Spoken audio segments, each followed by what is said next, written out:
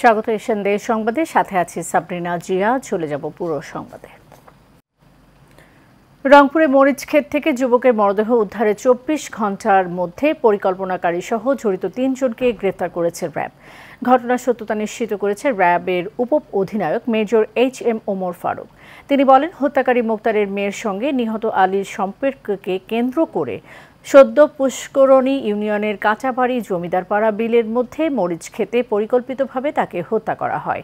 পরে হত্যাকারী নিজে অপরাধ ঢাকাতে রংপুর সদর কোতোয়ালি থানায় বাদী হয়ে হত্যা মামলা দায়ের করে। ভিকটিমের যে খালু বাদী, তিনি রড দিয়ে আঘাত করেন। আঘাত করার পরে ও যখন পড়ে যায়, আমাদের ভিকটিম মোহাম্মদ আলী যখন পড়ে যায়, তখন আবার আমাদের যে সন্দিগ্ধ আরেকজন অভিযুক্ত ইজি বাইক চালক রেদওয়ান মিয়া অ্যাসিড দিয়ে তার মুখমণ্ডল ও যৌনাঙ্গ অ্যাসিড দিয়ে পুড়িয়ে দেয়। বগুড়া শহরের মাটিঢালি এলাকায় IFIC ব্যাংকের উপশাখা থেকে ২৯ লক্ষাধিক টাকা চুরির ঘটনায় পুলিশ ৪ জনকে গ্রেফতার করেছে। দুপুরে পুলিশ সুপারের সম্মেলন কক্ষে সংবাদ সম্মেলনে পুলিশ সুপার সুদীপ কুমার চক্রবর্তী জানান, পুলিশের গোয়েন্দা বিভাগ গত কয়েকদিন বিভিন্ন জায়গায় অভিযান চালিয়ে প্রথমে ২৩ জুন ঢাকা থেকে পাভেল নামের একজনকে গ্রেফতার করে। এরপর পাভেলের কথা অনুযায়ী বিপ্লব সরকার, বিমল রাজভর এবং জাহিদুল ইসলামকে গ্রেফতার করা হয়। এই ৪ জনের কাছ থেকে ১০,৪৫,৯৪০ টাকা এবং চুরির টাকায় কেনা একটি মোটরসাইকেল উদ্ধার করা হয়েছে।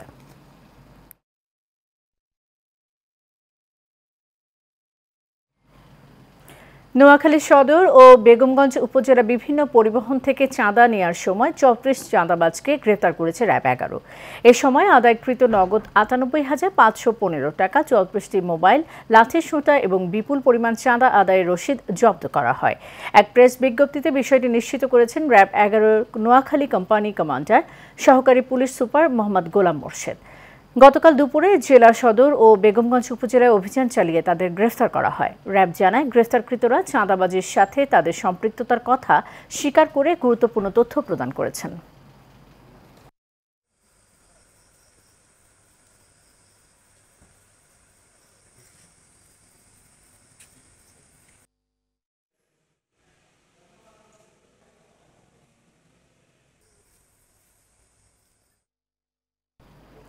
পাহাড়ে একের পর এক অপহরণ ও গুম হয়ে যাচ্ছেন ক্ষমতাসীন দল আওয়ামী লীগের নেতাকর্মীরা।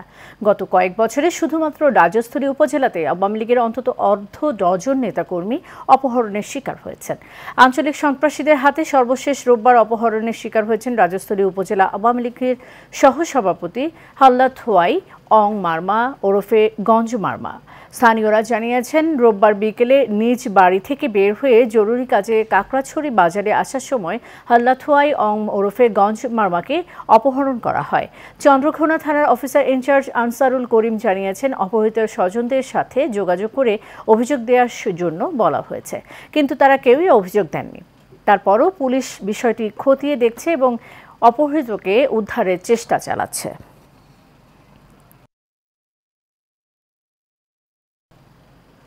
গোপালগঞ্জের টুঙ্গিপাড়া উপজেলার গওহরডাঙ্গা গ্রামে তুচ্ছ ঘটনায় বীর মুক্তিযোদ্ধা রাফিজ উদ্দিনকে কুপিয়ে জখম করেছে তারই ছোট ভাই। এ সময় বাধা দিতে গেলে তার স্ত্রী ও ছেলেকেও কুপিয়ে জখম করা হয়। আহত বীর মুক্তিযোদ্ধার বোন রহিমা বেগম বাদী হয়ে টুঙ্গিপাড়া থানায় একটি মামলা দায়ের করেন। মামলার আসামি করা হয়েছে বীর মুক্তিযোদ্ধা রাফিজ উদ্দিনের ছোট ভাই সাইফুল আলম খাঁ ও তার চাচা ৪ ছেলেকে। টুঙ্গিপাড়া থানার ভারপ্রাপ্ত কর্মকর্তা খন্দকার আমিনুর রহমান জানান, আসামিদের গ্রেফতারে অভিযান চলছে। আর উপজেলা নির্বাহী কর্মকর্তা মোহাম্মদ মইনুল হক জানান, একজন বীর মুক্তিযোদ্ধার উপর হামলা কোনোভাবেই কাম্য নয়। সঠিক তদন্ত করে এ বিষয়ে ব্যবস্থা নেওয়া হবে। আমি বীর নিবাসে রান্না করতেছিলাম, হঠাৎ চিৎকার চেঁচামেচির আওয়াজে বাহিরে বের হয়ে দেখি আমার আব্বাকে রান্দা দিয়ে কুপিয়েছে। সন্ত্রাসীরা আমার ভাইয়া ঠেকাতে গেলে তাকেও রান্দা দিয়ে কুপিয়েছে। সাইফুল ও তার ছেলেরা রামদা নিয়ে আমার বাবাকে এলোপাতাড়ি ভাবে কুপায়, আমি ঠেকাতে গেলে আমাকেও তারা এলোপাতাড়ি ভাবে কুপায়। আমি তার কাছে আমি বিচার চাই আপনাদের কাছে এবং আমার প্রধানমন্ত্রী শেখ হাসিনা আমার কাছে আমি বিচার চাই, বিচার চাই, বিচার চাই। এত বড় জঘন্য ঘটনা আল্লাহ রক্ষা করছে, ওরা দুই বাব্বাটা বেঁচে আছে। সর্বোচ্চ সাজা রাষ্ট্রীয়, এটা তো এলাকার সকলের দাবি থাকা উচিত। আমারও দাবি সকলের দাবি থাকা উচিত। বীর মুক্তিযোদ্ধা রফিজউদ্দিনের উপর যে হামলা হয়েছে তা বর্বরোচিত, আমরা তার নিন্দা জানাই। উপজেলা প্রশাসনের পক্ষ থেকে হামলার পরপরই তার বাড়িতে গিয়ে আমরা তাদের খোঁজখবর নিয়েছি, উন্নত চিকিৎসার জন্য তাকে আমরা ব্যবস্থা নিয়েছি এবং স্থানীয় আইনশৃঙ্খলা রক্ষাকারী বাহিনীকে পরামর্শ দেওয়া হয়েছে, তাদেরকে অনুরোধ করা হয়েছে দ্রুততম সময়ের মধ্যে অপরাধীকে শনাক্ত করে তাদেরকে আইনের আওতায় নিয়ে আসতে। ঢাকার কদমতলী থানার তুষারধারা জামতলা এলাকায় বিদ্যুৎস্পৃষ্ট হয়ে মদিরা মশার কয়েল ফ্যাক্টরির এক শ্রমিকের মৃত্যু হয়েছে। এ ঘটনায় পুলিশকে না জানিয়েই নিহতের মরদেহ তার গ্রামের বাড়িতে পাঠিয়ে বিষয়টি ধামাচাপা দেওয়ার চেষ্টা করে ফ্যাক্টরি কর্তৃপক্ষ। যদিও মালিকপক্ষ বলছে তারা নিহতের পরিবারের সঙ্গে সমঝোতা করেই মরদেহ দাফনের জন্য গ্রামে পাঠিয়ে দেয়। স্থানীয়রা জানান, সোমবার সন্ধ্যায় ফ্যাক্টরির ছাদে কাজ করার সময় বৈদ্যুতিক তারের স্পৃষ্টে গুরুতর আহত হয় ওই শ্রমিক।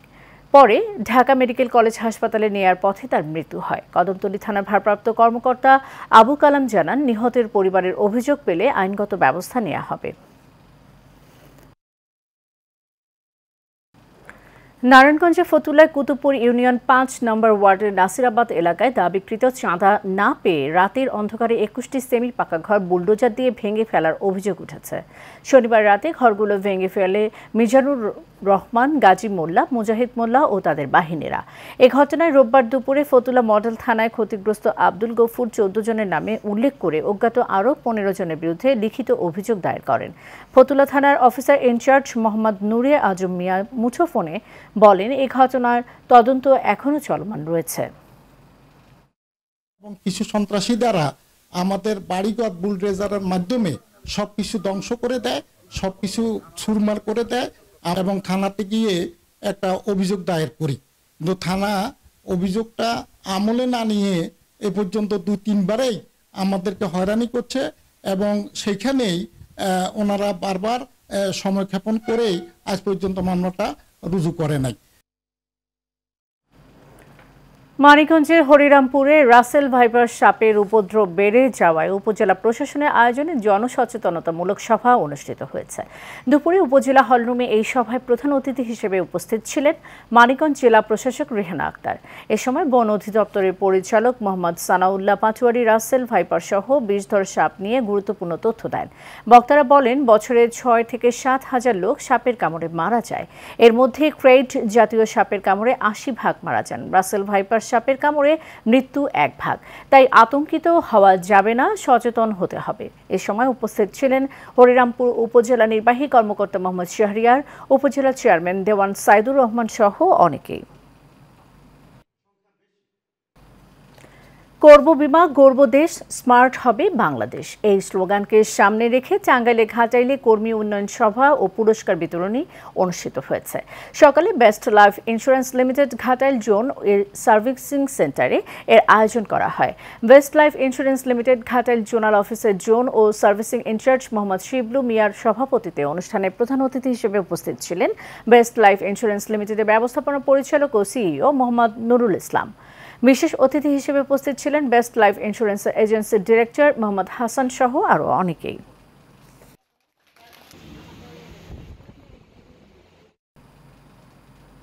নোয়াখালীতে বঙ্গবন্ধু শেখ মুজিবুর রহমান আন্তঃকলেজ ফুটবল টুর্নামেন্টের উদ্বোধন করা হয়েছে।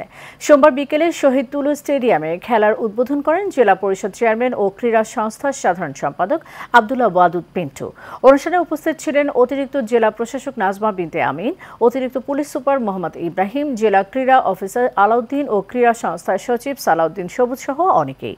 উদ্বোধনী খেলায় আব্দুল ওয়াহাব ডিগ্রি কলেজ ২-০ গোলে হারায় সোনাপুর ডিগ্রি কলেজকে।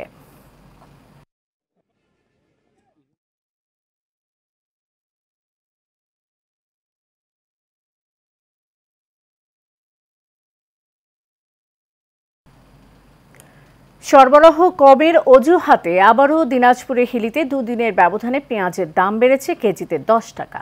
পেঁয়াজ বিক্রেতারা বলছেন, ভারত থেকে পেঁয়াজ আমদানি ও দেশীয় পেঁয়াজের সরবরাহ ভালো থাকায় বেশ কিছুদিন ধরেই পেঁয়াজের দাম স্থিতিশীল ছিল। কিন্তু ঈদুল আজহা উপলক্ষে ১৪ জুন থেকে ২১ জুন পর্যন্ত টানা ৮ দিন হিলিসহ দেশের বিভিন্ন স্থলবন্দর দিয়ে পেঁয়াজ আমদানি বন্ধ থাকায় দেশীয় পেঁয়াজের উপর চাপ বেড়েছিল। এতে মোকামে ব্যবসায়ীরা আবারও পেঁয়াজ মজুত করে কৃত্রিম কৃত্রিম সংকটের মাধ্যমে দাম বাড়াচ্ছেন। এদিকে পেঁয়াজের দাম বাড়ায় বিপাকে পড়েছেন নিম্ন আয়ের মানুষজন।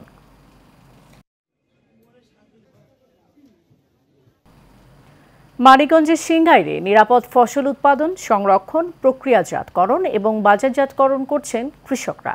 কৃষকদের সার, বীজ, কীটনাশক সহ প্রশিক্ষণ ও পরামর্শ দেওয়া হচ্ছে প্রতিনিয়তই। কৃষি বিভাগ বলছে এতে নিরাপদ খাদ্য নিশ্চিতের পাশাপাশি লাভবান হচ্ছেন কৃষক। রাশেদ চৌধুরীর পাঠানো তথ্যচিত্রে বিস্তারিত জানাচ্ছেন শেখ ফাহিম। পিকেএসএফ এর আর্থিক ও কারিগরি সহযোগিতায় ৩ বছর ধরে মানিকগঞ্জের সিংড়াই উপজেলার বিভিন্ন এলাকায় প্রান্তিক পর্যায়ে কৃষকদের নিয়ে কাজ করছে ওয়েব ফাউন্ডেশন। সংস্থাটি প্রতি বছর প্রায় ২৪টি প্রযুক্তি ব্যবহারের মাধ্যমে প্রত্যক্ষভাবে ১৮০ জন ও পরোক্ষভাবে ৩৩১ জন কৃষককে সহযোগিতা করছে। পারিবারিক আয় বৃদ্ধি, পুষ্টির চাহিদা পূরণ, কর্মসংস্থানের সুযোগ সৃষ্টি সহ কৃষি উৎপাদনশীলতা বৃদ্ধি করায় লাভবান হচ্ছেন স্থানীয় কৃষকরা। ওয়েব ফাউন্ডেশনের মাধ্যমে আমরা কিছু আর্থিক সহযোগিতা পাই, মালচিং দেয়, সার দেয়। ওয়েব ফাউন্ডেশনে আমার চারা থেকে শুরু করে কীটনাশক, মালচিং পেপার, ফেরামন ফাঁদ যা লাগে সম্পূর্ণ দেয়। বিভিন্ন সময় আমাদের ওরা পরামর্শ দেয়, আমরা ওই অনুযায়ী কাজ করি, তাতে মোটামুটি আমরা ভালো অবস্থানে আছি। কৃষিতে আধুনিক প্রযুক্তির জ্ঞান কাজে লাগিয়ে উৎপাদন বৃদ্ধিতে কৃষকদের নানা সহযোগিতা করছে ওয়েব ফাউন্ডেশন। আমাদের মাঝে নিরাপদ ফসল বা নিরাপদ সবজি আমরা নিজেরা গ্রহণ করতে পারি এবং আমরা বাজারে উত্তোলন করতে পারি। আমাদের মূল উদ্দেশ্য হচ্ছে নিরাপদ ফসল উৎপাদন করা। ওয়েব ফাউন্ডেশনের তথ্য অনুযায়ী সিংড়াইয়ে প্রত্যক্ষভাবে ৫৭৫ জন ও পরোক্ষভাবে ১৩২৫ জন কৃষক নিরাপদ ফসল উৎপাদন সহ আর্থিকভাবে লাভবান হচ্ছে এই সংগঠনের সহযোগিতায়। Sheikh Fahim, Asian television. খুলনার বটিয়াঘাটা উপজেলা নবনির্বাচিত ভাইস চেয়ারম্যান তুহিন রায়ের বিরুদ্ধে দ্বৈত নাগরিকত্বের অভিযোগ তুলেছেন পরাজিত প্রার্থী জুবাইরুল হক। বেলা 11:30টায় খুলনা প্রেস ক্লাবে আয়োজিত এক সংবাদ সম্মেলনে তিনি এই অভিযোগ করে বলেন, তুহিন রায় ভারত এবং বাংলাদেশের নাগরিক। তিনি তথ্য গোপন করে উপজেলা পরিষদ নির্বাচনে ভাইস চেয়ারম্যান প্রার্থী হয়েছেন। লিখিত বক্তব্যে আরও বলা হয়, ভারতে তার একটি বাড়িও আছে। এছাড়া ভারতে তার নব কামারগাতি শিশু শিক্ষা কেন্দ্রও রয়েছে। অথচ তিনি এসব তথ্য গোপন করে নির্বাচন কমিশন কাছে জনগণের সঙ্গে প্রতারণা করেছেন। হবিগঞ্জে চোর মনে করে নাসিম শেখ নামের এক মানসিক ভারসাম্যহীন ব্যক্তিকে পিটিয়ে হত্যার অভিযোগ উঠেছে। দিবাগত রাত ৩টার দিকে সদর উপজেলার গোপায়া গ্রামে এই ঘটনাটি ঘটেছে। পুলিশ ও স্থানীয় সূত্রে জানা যায়, দিবাগত রাত ৩টায় নাসিম স্থানীয় এক গৃহবধূর ঘরে প্রবেশ করে। এ সময় ওই গৃহবধূ চিৎকার চেঁচামেচি করলে আশেপাশের বাড়ির লোকজন এসে নাসিম শেখকে আটক করে। পরবর্তীতে তাকে বেধড়ক পেটালে সে মারা যায়। খবর পেয়ে হবিগঞ্জ সদর থানার পুলিশ লাশ উদ্ধার করে ও পরে সুরতহাল করে হবিগঞ্জ সদর হাসপাতালে মর্গে প্রেরণ করেছে। নিহত নাসিম শেখ গোপালগঞ্জ জেলার ব্রাহ্মণডাঙ্গা গ্রামের শেখ আলমগীরের ছেলে।